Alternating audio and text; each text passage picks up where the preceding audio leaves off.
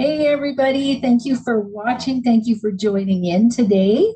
I have a very special guest. His name is David Victor. And David, I'm not going to tell your story, but I am going to say that you were a performing member of the platinum selling band Boston. And that is super exciting. I think more than a feeling, right? More than a feeling. Yeah, yeah. No one's ever said that. No. Yeah, I love that song. And, Yes. it's all about the music. This whole interview is going to be all about the music and how it can help us through challenges. And I know from my own experience that music has been instrumental in getting me to where I am today. It's got me through a lot of tough times. And Hmm. so I'm excited about, gaining the wisdom that you have around how music can really help people who are struggling and about this movement, um, harmony and healing, that you have this wonderful opportunity for people in hospice and hospitals to be able to get live performances to help bring them solace and comfort. And it's just a beautiful, beautiful thing. So thank you so much for taking the time today. I really appreciate it. Wow, well, that's a wonderful introduction, and I'm delighted to be here. And thanks for reaching out. Harmony and Healing. Um, I founded it in 2019, right at the end of 2018 into 2019, and we were talking a little bit before you hit record there about my musical background. But yes, I was a performing member and recording member of the band Boston for a few years and got to do a couple of tours with them through North America. I don't think we ever made it to Saskatchewan, but we played at a few places in Canada. And it's wonderful, wonderful up there. We loved it. And during that time, while I was in the band, there was a opportunity to play some music in a uh, pediatric children's, so pediatric cancer, I guess pediatric oncology ward is what it was called. And at the time, I mean, I was 50 years old. I was playing music that was written, back when I was in junior high, and we're going to a pediatric oncology ward. I was presuming the kids wouldn't really, necessarily react, uh, but, they asked me to do it. And of course, I was happy to do it. And this was in Long Beach, California. And went in there and just had a kind of a transcendent experience, really wonderful. Obviously, the staff kind of knew who Boston was, and Yeah. most people don't know who's in the band necessarily, so they were excited, like, oh, this is a guy that's in Boston. So they don't know I had just joined the band, a couple years before that. But it was exciting, and it was fun to be there, and playing for the kids. I was kind of in a common area, and the kids in the different rooms who couldn't join, their parents would sort of leak out and go, "Oh, could you come play for my daughter? Or could you come play for my son?" And da, da. So yeah, absolutely. I was there and going into these different kids' rooms and just playing for them. And I remember one little girl had like a little Casio keyboard that she played on, and we just sang and played music. And I don't remember what we sang. I don't know if she knew any Boston songs. I kind of tend to think not, but it was just really wonderful. And I remember just I think we spent probably 3 hours there, a lot longer than I thought we were going to be there. And just walking out into the parking lot and just thinking, this is what music is for. I mean, this is the best possible, highest use of music is just bringing direct joy to the people who are so in need of just that, warm sort of communal feelings that music is so good at providing. I like to say that I think music is the closest thing to magic that humans have ever discovered slash invented, whatever it is. If we were given it, and we, I mean, I'm always fascinated by people who write music and just, oh, it just came to me or something. And I've written actually 5 albums worth of material, and Oh, none of it just came to me. I had to hammer it out, but everybody has their own process. And I just think it's such a wonderful way to express yourself, and people in need just love it. I mean, they just love it. And so I guess fast forward a couple of years, um, I had left the band and was eager to, go back and experience that same kind of thing. So I just said, well, why don't I just start my own nonprofit, and I'll just do it myself. And the idea with Harmony and Healing is professional musicians. Because I met a lot of professional musicians, both when I was in Boston and many for all the years before. There was a few years before that, and so I'm blessed to know so many super talented musicians, and they're all available for doing these. We call them musical visits. So it's not like there's a band playing at the Oakland Coliseum or whatever, and it's like a one-on-one thing normally. Sometimes there's more than one musician. We have a couple that are a couple of groups that are duos. So one will play violin, one play guitar, one sings, one plays guitar. So there's some of that. But what we essentially do is just take it anywhere via Zoom. Usually, we do still do in-person visits. I mean, as I might have mentioned, I founded it in 2019 mostly. Everything was fine, and then COVID, and then now what do you do? And it's like, well, let's use Zoom. And so Zoom is nice because it lets us, lets the musicians play in their home studios, which a lot of them set up home studios during COVID, so they're able to get their studio sound right and everything, so they know they sound professional and good. And it's just part of the experience, I think, that we're delivering these kind of professional visits, so the people really, they're not bumped. I mean, I don't know if you've ever seen a lousy band play or something, but they're going to play this song, you're so excited, and they start playing, and it's like, it's not quite how I remember. yeah. But if you can keep people in the moment because you're delivering the material in a professional way, it's not going to sound, exactly like anything, except for it's going to be smooth, and you can get the person into the spirit of the music and make them feel young or healthy, or anything that they want to feel in that moment. And it's really amazing. I know I'm rambling, but No. it's really amazing to see the visits. I coordinate most of the visits. I still do some visits myself, but I have so many musicians that I work with. And just to see the interaction between the patient and the artist, and they'll be asking, we have this one country music performer, and the gal was asking him, have you ever seen Garth Brooks live? And he's like, no. And she's like, oh, I saw him live here, and he's climbing the scaffolding and blah, blah. Like, she's having this moment telling a story from her perspective, and he would, he's a pro, and he says, oh, what was your favorite song when he played live? And she's like, oh, I think it's called The Dance or something like that. It's a Garth Brooks song, I think. she just fell into it. He started playing it, and she just fell into a trance. I mean, it's just such a beautiful memory to, evoke through music, and she's getting exactly what she wanted. And, I'm just honored to be able to kind of be a conduit to provide that. And also, obviously to play and do visits myself, whenever it works out that way. I mean, I do rock and roll.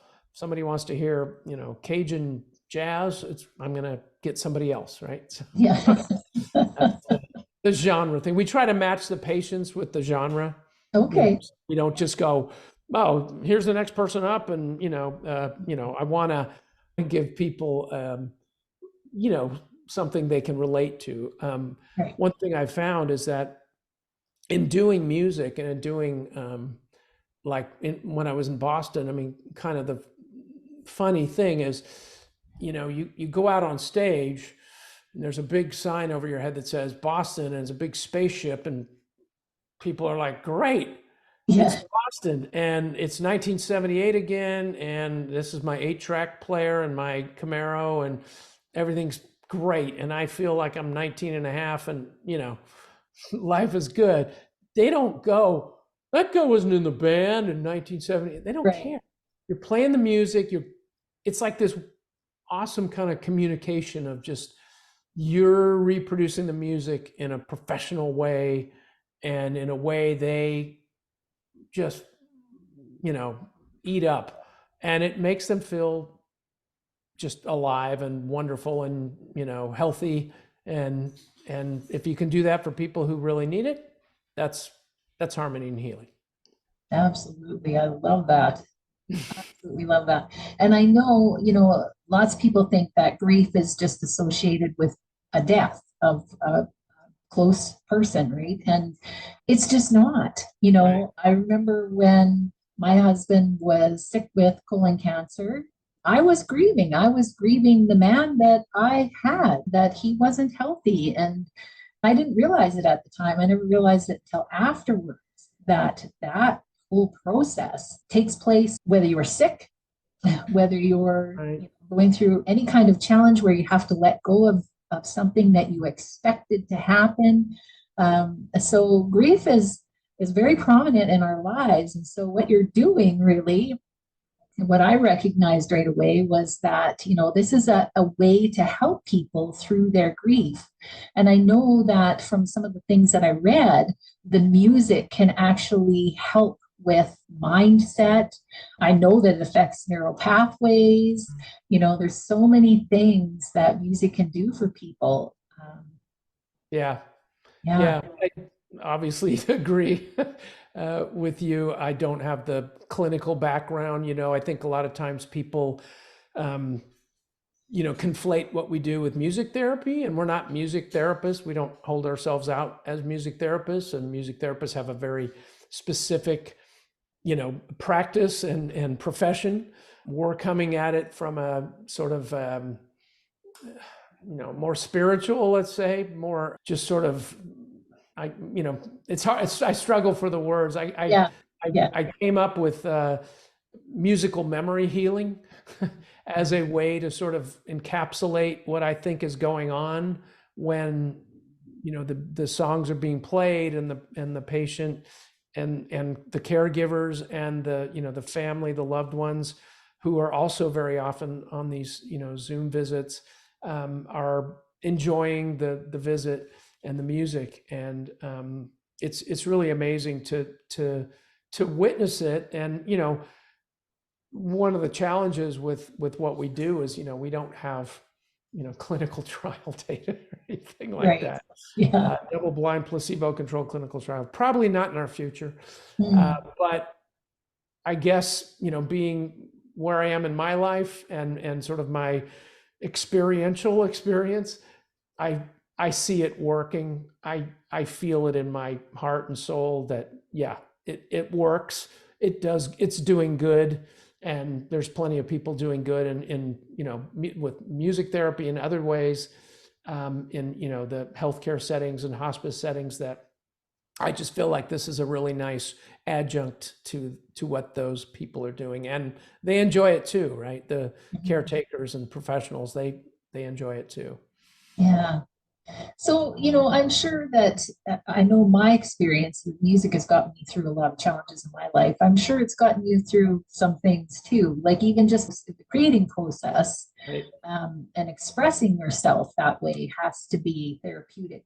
Yeah. Well, I mean, I I kind of reached my pinnacle as a musician, performing with the music of another famous band, and I think I shared. I'm not sure if we if I shared before Might have we been. started recording, but I have 5 albums of original songs, and so I'm very familiar with the process of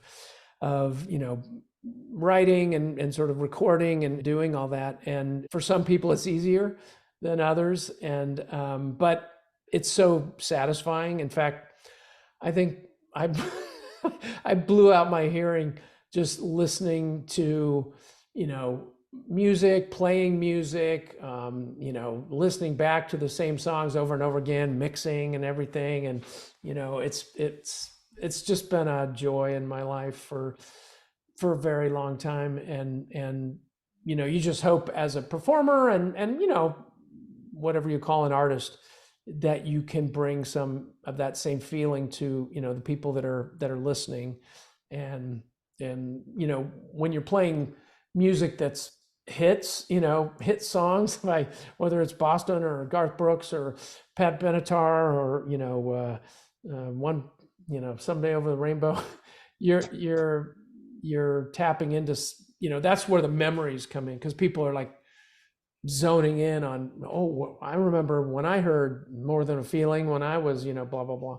And that's the thing that's where they go back to in their mind. And I think it's just such a powerful medium. And I think hospice has been a really interesting experience. My father passed away last year, was in hospice. My mother's currently in hospice. So, we all get there at our own pace. And I took my guitar down actually to play for my mom in hospice 2 weeks ago. And,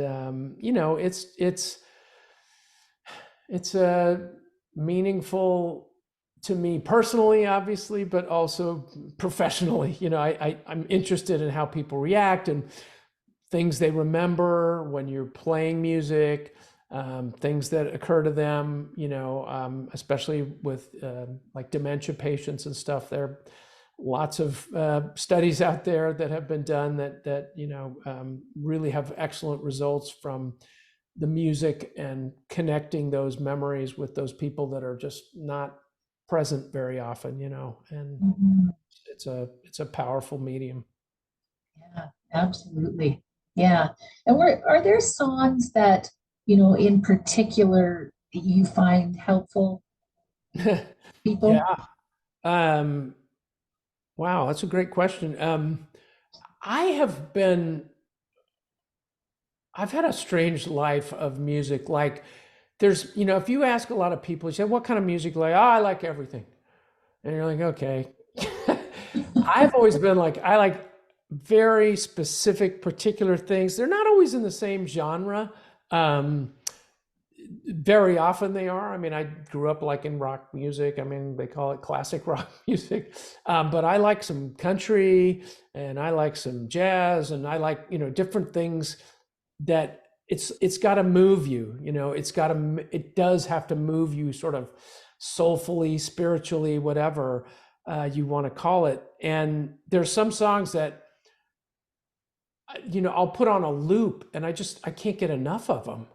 They're just, and like sometimes you'll go, oh, I want to get these lyrics. And so you read the lyrics and you're like,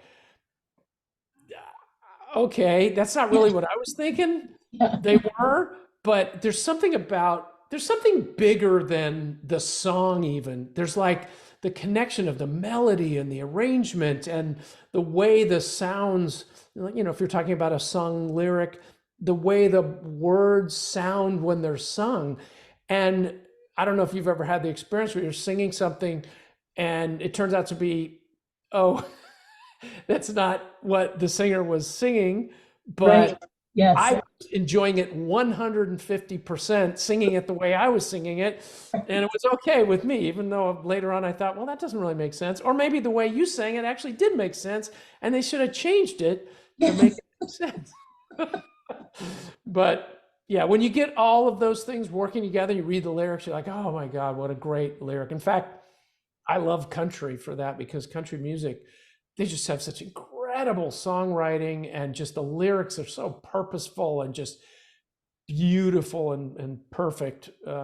Whereas with classic rock, it's more, in my experience, it's more of the sound that things make. And sometimes they get a good, like, song like More Than a Feeling, right? I mean, beautiful lyric, married to a beautiful melody, a beautiful arrangement, just, the perfect blend of feelings and sounds. And Mhm. that's the reason I love music. Yeah. Well, there's something to be said about, and I do this with writing, expressing yourself somehow, and then sharing that with others. And that piece is scary. I mean, you don't want to, I'm sure you've experienced this. You write, you put your heart and soul into some music and Yeah, then put it out there for people to hear it. And what if they hate it? right. But Yeah. there's You something, know that you're not writing very well when the first thing they say is, well, let me read the lyrics. yeah, Because if you liked it, you would just like it. And if you need to read the lyrics to, well, I think to make convince you that you like it, it didn't work. yeah.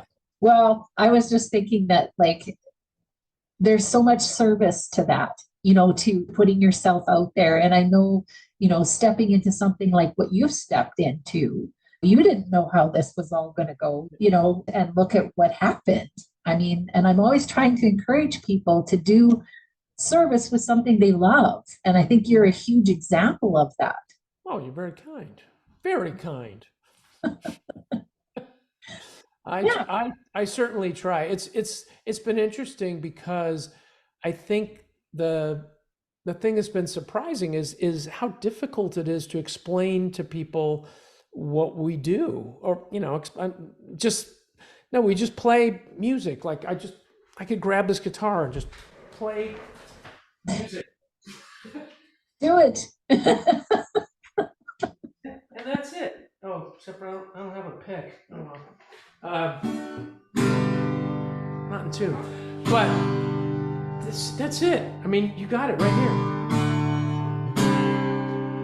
I'll give him more tonight. Can you feel it? More tonight. Yeah, yeah. Better get ready. Gonna make it alright. Can you believe we just might be more than tonight? Anyway, I haven't sang. I love it. I love it. I mean, you get on, you play and you sing, and if you play something that somebody recognizes and that makes them happy and makes them open their eyes and sort of reboot, Yeah. you've done good. Yeah. Absolutely. Well, thanks for doing that. I felt like you were playing just for me. That's awesome. I was. That's great. Well, Yes. good. No copyright problems because that was one of my songs. Oh, excellent. Okay. You won't get a copyright strike on YouTube. Yeah, yeah, yeah. They'll take me off. I have things like that. Yeah. Well, is there anything else you'd like to add or advice to give to the listeners? Sure. I mean, it's always good to recap, but it's Harmony and Healing. The website is harmonyandhealing.org. People can go there and request a musical visit.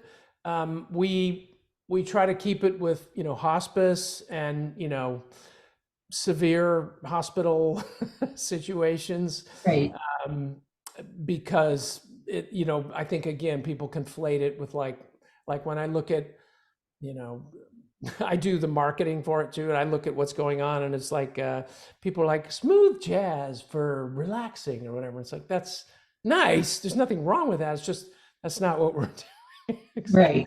Yeah.